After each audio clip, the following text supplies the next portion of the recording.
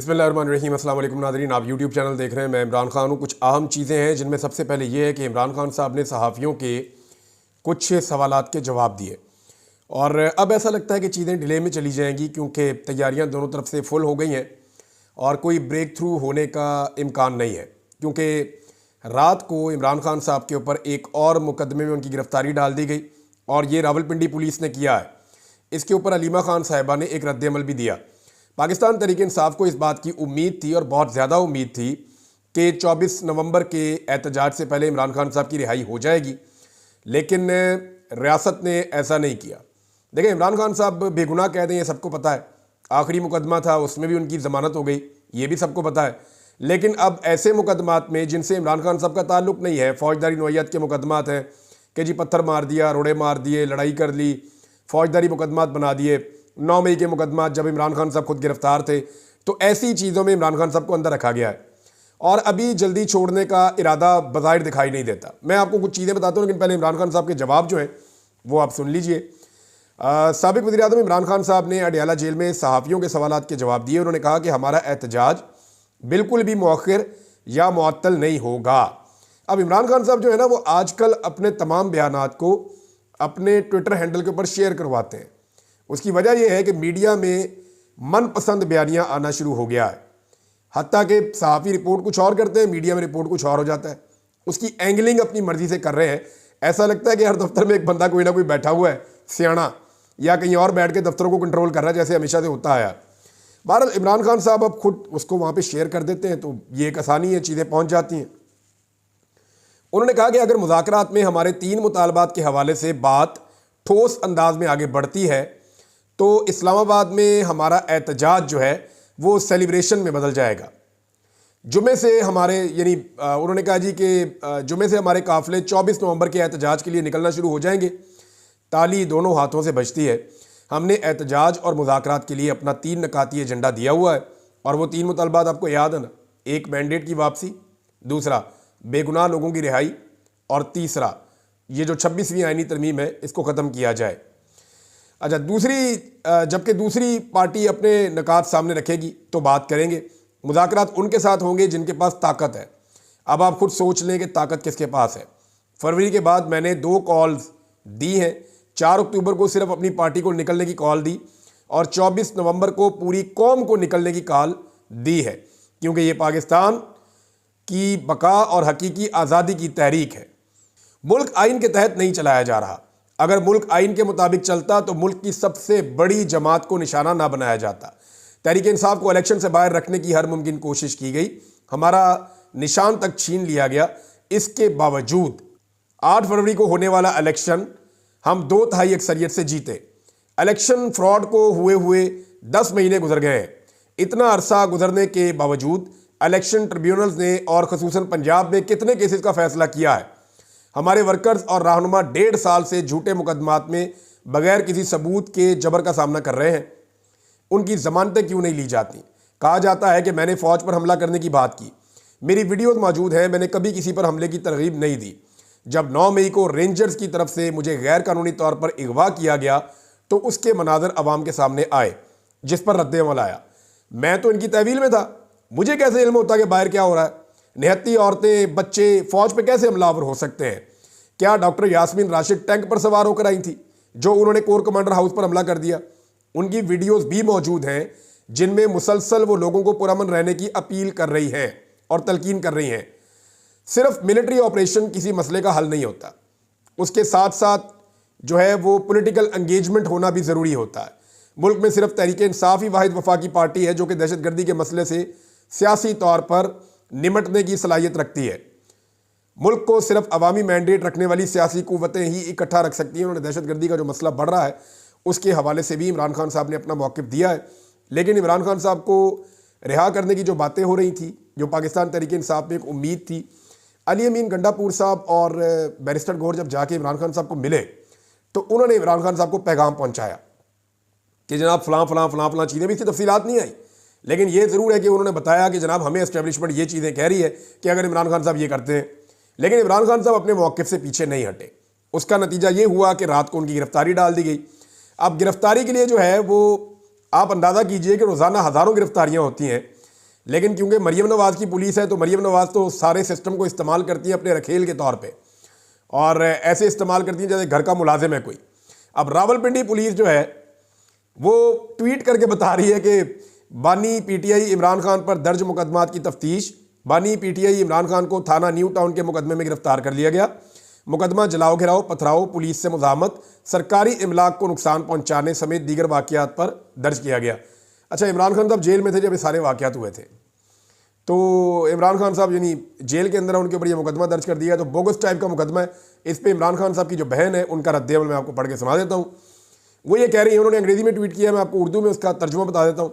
इमरान खान को 21 नवंबर 2024 को जमानत पर रिहा किया जाना था, यानी आज के दिन उन्होंने रिहा होना था। 19 नवंबर को हमने इमरान खान साहब से मुलाकात की और 24 नवंबर के एहतजाज के बारे में पूछा कि क्या वो इससे पहले रिहा हो गए। तो फिर उन्होंने कहा अगर मुझे 23 से पहले रिहा कर दिया गया तो मैं 24 नवंबर को कानून की हुक्मरानी, जमहूरियत की बहाली और तमाम सियासी अफराद की रिहाई के लिए एहतजाज की क़यादत करूँगा। और रावलपिंडी पुलिस की ट्वीट के ऊपर उन्होंने तनकीद करते हुए कहा कि ये बेशर्म ट्वीट हमारे मुल्क में कानून की हुक्मरानी के साथ साथ इखलाकियात के मुकम्मल खात्मे की एक मिसाल है। इमरान खान को रावलपिंडी पुलिस ने ऐसे इल्ज़ाम में दोबारा गिरफ्तार कर लिया जो एक जोकर को भी शर्मिंदा कर दे। इमरान खान की गैर मौजूदगी में पाकिस्तानी अवाम 24 नवंबर को एहतजाज की क़यादत करेंगे और अपने मुल्क में इंसानों जैसा सलूक करने का हक मांगेंगे। ये जनाब इमरान खान साहब का स्टेटमेंट है। रिहाई के इम्कानात ख़त्म हो गए हैं फ़िलहाल तक के लिए, लेकिन एक प्रोपेगेंडा किया जा रहा है और एक ख़ास किस्म का बयानिया बनाया जा रहा है। इसको अगर आप इन डेप्थ देखें तो पाकिस्तान तहरीक इंसाफ के साथ इस वक्त इदारों की, एस्टेब्लिशमेंट की, हुकूमत की कशमकश क्या चल रही है, मैं आपके सामने चंद खबरों के अंदर रख देता हूं सारी सिचुएशन। देखिए, एक तो बयानिया ये बनाया गया कि जनाब अभी खबरें चलाई गई कि इमरान खान साहब को मिलिए पार्टी के लोग जाके उन्होंने कहा जी हम एहतजाज नहीं करना चाहते और हम 24 तारीख को बंदे नहीं ला सकेंगे।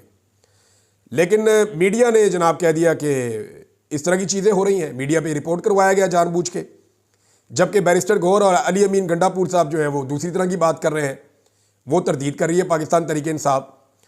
इस वक्त जो ग्राउंड पे तैयारियां हो रही हैं ना दोनों जानिब से, जो हुकूमत कर रही है, जो एस्टेब्लिशमेंट कर रही है वो अलग है, जो पाकिस्तान तहरीक इंसाफ कर रही है वो अलग है। दोनों अपनी अपनी जगह पे तैयारियां तो कर रहे हैं। आम आदमी भी तैयारी कर रहा है, बादू टुंगली है आम आदमी ने भी, और वो ये कह रहा है कि यार देख लेते हैं, निज़ाम ने हमें बेड़ा गर्क करके रख दिया हमारी मईशत का, कोई चीज़ हमारी ठीक नहीं है, आमदन बढ़ नहीं रही, महंगाई बढ़ती चली जा रही है। तो आम आदमी भी इन नालायक हुक्मरानों से तंग है और परेशान है। अब हो ये रहा है कि एक साइकोलॉजिकल वारफेयर चल रही है, यानी लोगों को दिमागी तौर पे उनको कंट्रोल करने की कोशिश की जा रही है, उनके दिमागों से खेला जा रहा है। पाकिस्तान तहरीक इंसाफ से जुड़े हुए लोग या उनके नज़रिए से जुड़े हुए आम पाकिस्तानी, उनके ऊपर इम्पैक्ट डालने के लिए 5 किस्म के मुख्तलिफ हरबे इस्तेमाल किए गए हैं अब तक जो मैंने मीडिया में देखे हैं। नंबर 1, ये बात फैलाई जाए कि मुज़ाकरात हो रहे हैं और दिन बदलने वाले हैं, इमरान खान साहब को बाहर निकालने की तैयारियां हो रही हैं। अब जो लोग इमरान खान के लिए जुड़े हुए हैं उनको ये खबरें दी जा रही हैं ताकि वो कहे जी ठीक है इमरान खान साहब ने बाहर आ जाना, माहौल ठीक हो रहा है तो एक्स्ट्रा एफर्ट करने की जरूरत नहीं है। नंबर 1। नंबर 2, जो कंपेन चलाई जाती है वो ये कि तहरीक इंसाफ में इख्तलाफात बहुत ज़्यादा हो गए हैं, ये पार्टी भी मरूसियत का गढ़ बन गई है, लिहाजा ये इमरान खान की बीवी और उनकी कहते हैं जी उनकी जो बहनें हैं उनके बीच में कोई लड़ाई चल रही है ताकि हमदर्दी जो है पाकिस्तान तहरीक इंसाफ की उसमें कमी हो जाए। तीसरा एक प्रोपेगेंडा जो इस वक्त किया जा रहा है वो ये है कि जनाब बंदे नहीं निकल रहे, यानी ये प्रोपेगेंडा ये बड़ा आसान होता है कि बंदे निकलने किसी नहीं, कोई नहीं निकलेगा। सारे आप सुनते ना वो यही बात करते हैं, 50 आदमी नहीं आएंगे, 10 आदमी नहीं आएंगे, ये करके ना लोगों का हौसला तोड़ा जाता है, डीमोरल किया जाता है। चौथा जो एक खास किस्म का यहाँ पे खबरों के जरिए से प्रोपेगेंडा किया जा रहा है वो ये है कि हम तशद्दुद बहुत करेंगे और इतना जबर का बाजार गर्म कर देंगे कि अवाम पहले से ही खौफजदा हो जाए। तो ये खौफ का हथियार भी इस्तेमाल कर रहे हैं कि जनाब हमने इतने आंसू गैस के शेल खरीद लिए, इतनी बंदूकें खरीद ली, इतनी रबड़ की गोलियां ले ली, इतना हमने फलां सामान ले लिया, हम इतने कंटेनर लेके आ गए, इतनी पुलिस बुला ली, इतने डंडे मारेंगे, ये वो सारा खौफजदा करने के लिए। और पांचवा जो आखिरी अभी तक इन्होंने हथियार इस्तेमाल किया साइकोलॉजिकल वारफेयर में, नौजवानों को खौफ दिलाने की कोशिश की गई कि आपका मुस्तकबिल हम तबाह कर देंगे अगर आप एहतजाज में आए, यानी आपकी डिग्रियां कैंसिल, नौकरियां नहीं मिलेंगी, दाखिले नहीं मिलेंगे, हर चीज़ आपकी, आपके पासपोर्ट छीन लेंगे, आपके ID कार्ड छीन लेंगे, आपका मुस्तकबिल तारीक कर देंगे। हालांकि कोई नहीं कर सकता, लेकिन ये भी उन्होंने धमकियां दी गई हैं क्योंकि नौजवानों से डरते बहुत हैं। अच्छा, अब ये सारा कुछ आप देखेंगे, ये वो 5 किस्म की चीज़ें हैं जो खबरों के जरिए से अवाम में, और ये एक दूसरे से मैच नहीं करती क्योंकि ये अलग अलग तरह के लोगों को मुतासर करती है। तो इस वक्त पूरा का पूरा जो निज़ाम है वो मिलकर पाकिस्तान तहरीक इंसाफ और इमरान खान की आवाज़ के ऊपर जो लोग निकलना चाहते हैं उनको रोकने के लिए 5 किस्म के हरबे इस्तेमाल कर रहा है।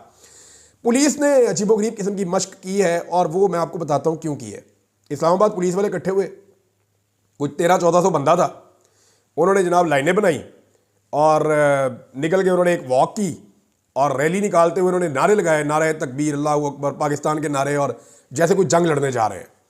तो इस किस्म की पुलिस ने एक एक्टिविटी की है, ये हमने पहले माजी में कभी देखी नहीं। कभी भी हमने पुलिस को ऐसी हरकतें करते हुए नहीं देखा, ये पहली दफ़ा हमने पुलिस को ऐसा करते हुए देखा। तो मैं आपको बताता हूँ कि मैंने पुलिस के फ्लैग मार्च कवर किए हुए हैं माजी में। ये जो फ्लैग मार्च करती थी ना पुलिस, तो हम पुलिस से पूछते थे कि आप ये क्यों करते हैं। तो फ्लैग मार्च पुलिस जब डर जाती है ना, जब पुलिस खौफजदा हो जाती है या उनका मोराल नीचे चला जाता है, तो फिर फ्लैग मार्च किया जाता है। ये दुनिया भर में ये एक कॉमन प्रैक्टिस है, जिससे पुलिस वालों का डर निकलता है, उनका हौसला बुलंद होता है, उन्हें थोड़ी सी एनर्जी मिलती है। तो इसलिए फ्लैग मार्च करवाया जाता है। ये नॉर्मली दहशतगर्दों के खिलाफ होता है, या जो बड़े बड़े क्रिमिनल्स हैं जैसे कच्चे के डाकू हैं, इस तरह के मामला में फ्लैग मार्च करवाया जाता है। मुहर्रम के दिनों में नॉर्मली करवाया जाता था, दहशतगर्दी के खतरे होते थे कि पुलिस जनाब अपनी पावर शो कर रही है, थोड़ा सा हौसला आता है पुलिस वालों में, उनका डर निकलता है, थोड़ा मोराल बुलंद होता है, इसलिए ये होता है। अब ये जो पुलिस ने अजीबोगरीब किस्म की हरकत की है ना, इससे एक बात तो साबित हो गई है कि इस्लामाबाद की पुलिस डरी हुई है। वो बहुत ज़्यादा खौफजदा है कि अवामी रद्दअमल ज़्यादा होगा तो हम क्या करेंगे, क्योंकि लड़ लड़ के भी थक गई है ना पुलिस। अगली 4 लाइनों के अलावा मुझे पीछे कोई पुलिस वाला थोड़ा सा भी एक्टिव नज़र नहीं आया। यानी अगर मैं उनको गिनूँ तो 100 पुलिस वाले भी नहीं होंगे जो एक्टिवली इस सारे प्रोटेस्ट के अंदर, मैंने वहाँ जो जर्नलिस्ट थे उनसे भी पूछा है, जो एक्टिवली पार्टिसिपेट कर रहे थे वो 100 भी नहीं होंगे। बाकी सारे बेदिली के साथ उनके साथ वॉक करते हुए नौकरी पूरी कर रहे थे। तो पुलिस डीमोरल तो बहुत है और वो आवाम के साथ लड़ना भी नहीं चाहती, लेकिन मजबूरी है, नौकरी है, नौकरी पेशा आदमी, नौकरी की तनखरा की। अब ये जो एक्सरसाइज है, इसने ये बताया कि पुलिस ने हौसला छोड़ा हुआ है और उनका हौसला बढ़ाने की कोशिश की जा रही है। ये एक नई तारीख बन गई है, माजी में हमने ये चीज़ें होते हुए नहीं देखी। अब मामला ये है कि लोगों को कितना भी रोका जाए, एक बात तो कंफर्म है, इमरान खान की रिहाई के लिए बैरूनी दुनिया से जितना दबाव ओवरसीज पाकिस्तानी डलवा सकते हैं, उन्होंने मैक्सिमम एक्सीलेटर पे पांव रखा हुआ है। सोशल मीडिया जितना प्रेशर जनरेट कर सकता है, सोशल मीडिया ने भी किया हुआ है। अब पाकिस्तान तहरीक इंसाफ का कोई वर्चुअल जलसा हुआ है सोशल मीडिया पे, लाखों लोग उसको अटेंड कर रहे थे। यानी मेरे पास इंफॉर्मेशन है कि 1 मिलियन तक लोगों ने उसको अटेंड किया, छोड़ा, अटेंड किया, और लाखों लोग एट ए टाइम उसका जो है उसके अंदर देख रहे थे, उसके अंदर शिरकत कर रहे थे। बड़ा ह्यूज अमाउंट है लोगों का, इतनी बड़ी तादाद में लोग अटेंड करें, ये 5000 का नहीं कर सकते PMLN के लोग मिलकर, लाखों लोग वहां पे कर रहे हैं। इसका मतलब है मोमेंटम बना हुआ है, सोशल मीडिया काबू नहीं आ रहा। ओवरसीज पाकिस्तानियों ने एक्सीलेटर पे फुल पांव रखा हुआ है, पूरी दुनिया से प्रेशर बढ़ाते चले जा रहे हैं। और इस वक्त जो पाकिस्तान के जितने सफ़ीर हैं या जितनी पाकिस्तान की रियासत के पास बाहर बात करने की कैपेसिटी है, तो एड़ी चोटी का जोर लगा रहे हैं, सर से लेके पांव तक पूरी कोशिश कर रहे हैं। ओवरसीज पाकिस्तानियों की मिन्नतें की जा रही हैं, लालचें दी जा रही हैं, थ्रेट किया जा रहा है कि इसको खुदा के वास्ते रोक लो एहतजाज को। अगर ये दुनिया के 3 दर्जन से ज़्यादा बड़े मुल्कों के अंदर, और वो ममालिक जहाँ पे हमारे हुक्मरान रिटायरमेंट के बाद जाकर रहना चाहते हैं, जहाँ हमारे सरकारी अफसरान रिटायरमेंट के बाद जाकर रहना चाहते हैं, उन ममालिक के अंदर जब इस तरह का मोमेंटम बन जाएगा तो बड़ी खौफनाक सूरत हाल हो जाएगी। और पाकिस्तान की सारी ट्रेड भी उधर ही है, पाकिस्तान पैसा भी उन्हीं से मांगता है और वहीं से पैसा लेकर पाकिस्तान अपना मुल्क चलाता है। अब इस सूरत हाल में ये प्रेशर बहुत बढ़ गया है। बैरूनी प्रेशर मुकम्मल है, जब तक अंदरूनी प्रेशर इस लेवल का नहीं होगा इमरान खान साहब की रिहाई नहीं हो सकती। ये बात मैं आपको कंफर्म कर दूं कि इमरान खान साहब की रिहाई के लिए पब्लिक ने अगर कोई रोल प्ले करना है तो वो उन्हें अब करना पड़ेगा। अदरवाइज फिर 24 तारीख गुजर गई, 25 गुजर गई, तो फिर ये एक लंबी कमेटी पड़ जाएगी, क्योंकि निज़ाम ये समझता है कि इमरान खान इस निज़ाम के लिए खतरा है, और इमरान खान ये समझते हैं कि डील किए बगैर मैंने बाहर आना है। अब इमरान खान डील में जो चीज़ें मांगते हैं वो हुकूमत दे नहीं सकती, ये निज़ाम भी नहीं दे सकता, तो रास्ता पीछे एक ही रह जाता है और वो है इलेक्शन। यानी अगर फ़र्ज़ करें इमरान खान साहब कहते हैं मैंडेट वापस करो, भाई मैंडेट वापसी का मतलब है अपनी चोरी को तस्लीम करना। ये पाकिस्तान की तारीख में लिखा जाएगा कि एस्टेब्लिशमेंट ने एक इलेक्शन छीन के, वैसे तो हमेशा ही छीना है, लेकिन इतने बड़े पैमाने पर छीन के पूरी हुकूमत ही बदल दी थी। तो इससे बेहतर नहीं है कि नया इलेक्शन करवा दें, बजाय इसके कि मत्थे पे चोर लिखा जाए इन सारी पॉलिटिकल पार्टियों के। लिहाजा वो ये कोशिश करेंगे कि इसको इस तरफ लेकर चले जाएं। एक खबर और है नादरी, और ये बड़ी इंटरेस्टिंग खबर है। खबर यह है कि पाकिस्तान पीपल्स पार्टी ने पब्लिक अकाउंट कमेटी की चेयरमैनशिप मांग ली है। अच्छा, इसके बारे में ना मैं आपको थोड़ी सी एक चीज़ और बता देता हूँ कि पब्लिक अकाउंट कमेटी का जो चेयरमैन होता है ना, इसका काम होता है कि हुकूमत की जो कमियां कोताहियां हैं, जहाँ पे हुकूमत गलत कर रही है, ये उनके ऊपर एक चेक एंड बैलेंस होता है, PAC। तो हुकूमत के ऊपर चेक एंड बैलेंस नॉर्मली फिर अपोजिशन के पास होता है। जब पीपल्स पार्टी की दौरे हुकूमत थी तो PMLN को दिया गया था, चौधरी निसार अली खान थे। जब PMLN की दौरे हुकूमत थी तो फिर ये दिया गया था पीपल्स पार्टी को। फिर जब PTI की दौरे हुकूमत आई तो फिर PTI ने भी अपोजिशन को दिया। PTI ने जब दिया तो 1-1.5 महीना लेट हो गया, तो इसके ऊपर बिलावल ने उस दौर में ट्वीट किया था। बिलावल का वो जो ट्वीट था या स्टेटमेंट था उस दौर का, वो क्या था ये देख लें आप। ये पीपल्स पार्टी ने पब्लिक अकाउंट कमेटी की सरबराही अब मांग ली है। वो कह रहे हैं हमें दे दें, इस वक्त वो हुकूमत के अंदर है, लेकिन वो ये कह रहे हैं हमें दे दें। लेकिन 2 अक्टूबर 2018 बिलावल का स्टेटमेंट, 2 अक्टूबर 2018 का बिलावल फरमाते हैं कि पब्लिक अकाउंट कमेटी का चेयरमैन अपोजिशन से ना लगाना हुकूमत की बौखलाहट है, ये जनाब बिलावल ने कहा। और असद कैसर ने चेयरमैन पब्लिक अकाउंट कमेटी नून लीग के राना तनवीर को लगाया था, लेकिन अब बिलावल के जज्बात बदल गए हैं और 2 अक्टूबर 2018 को उन्होंने जो कहा उससे मुख्तलिफ स्टेटमेंट 20 नवंबर 2024 का अब छप गया है। पीपल्स पार्टी ने बाज़ाब्ता तौर पर पार्लिमानी पब्लिक अकाउंट कमेटी की सरबराही मांग ली है। अब वो ये कह रहे हैं जनाब ये हमें दे दें, और अयाज सादिक को ख़त लिख दिया है पीपल्स पार्टी के सेनेटर सलीम मांडीवाला ने। तो अब आप अंदाज़ा करें कि ये हुकूमत भी अपने पास रखना चाहते हैं और पब्लिक अकाउंट कमेटी भी अपने पास रखना चाहते हैं, ताकि हमें कोई सवाल जवाब करने वाला बंदा हो ही ना। उसूलन तो ये मिलनी चाहिए थी पाकिस्तान तहरीके इंसाफ को, लेकिन इनको सारा कुछ अपने घर में ही चाहिए ताकि कोई देखे ही ना, झांके ही ना कि हम लोग क्या 2 नंबरी कर रहे हैं। आर्मी चीफ ने एक स्टेटमेंट दिया नाज़रीन, स्टेटमेंट बड़ा इंटरेस्टिंग है, मैं आपको पढ़ के सुना देता हूँ, लेकिन उस स्टेटमेंट के साथ मैं आपको एक ऑडियो भी सुनाऊंगा। आर्मी चीफ फरमा रहे हैं कि डिफ़ॉल्ट के बादल छट चुके, डिफ़ॉल्ट की बातें करने वाले आज किधर गए, क्या इन्हें जवाबदेह नहीं ठहराना चाहिए। तो ये आर्मी चीफ का स्टेटमेंट है और इसके ऊपर मैं आपको एक छोटा सा स्टेटमेंट सुनाना चाहता हूं कि ये बात की किसने थी। दिवालिया मुल्क के रहने वाले, आपने सुना होगा डिफॉल्ट हो रहा है या दिवालिया हो रहा है या मेल्टडाउन हो रहा है, वो हो चुका हुआ है। हुकूमत की जमीन पे 1400-1500 कनाल के ऊपर जो है गोल्फ क्लब बने हुए हैं। अगर आप उस चले ये इतना काफ़ी है, और भी इन्होंने बहुत कुछ बोला था। ये ख्वाजा आसिफ का स्टेटमेंट है जी, और ये ख्वाजा आसिफ का स्टेटमेंट को पुराना नहीं है, ये ख्वाजा आसिफ का स्टेटमेंट है जब जनरल आसिम मुनीरी आर्मी चीफ थे और जब ख्वाजा आसिफ भी वफाकी वजीर थे। ये अभी की बात है, थोड़ा अर्सा पहले की बात है, 2023 की बात है। तो ख्वाजा आसिफ ने कहा था जी कि डिफ़ॉल्ट हो रहा है, और हुकूमती लोगों ने कहा था, बार बार कहा था कि मुल्क डिफ़ॉल्ट हो नहीं रहा, डिफ़ॉल्ट हो चुका है। ये बात कई मरतबा हुकूमत और हुकूमत के इत्तेहादियों ने कही थी। अब आज आर्मी चीफ कह रहे हैं कि क्या इन्हें जवाबदेह नहीं ठहराना चाहिए, तो बिल्कुल मेरी राय में इन्हें जवाबदेह ठहराना चाहिए। अब तक के लिए इतना ही, अपना ख्याल रखिएगा, अपने इस चैनल का भी। अल्लाह हाफ़िज़।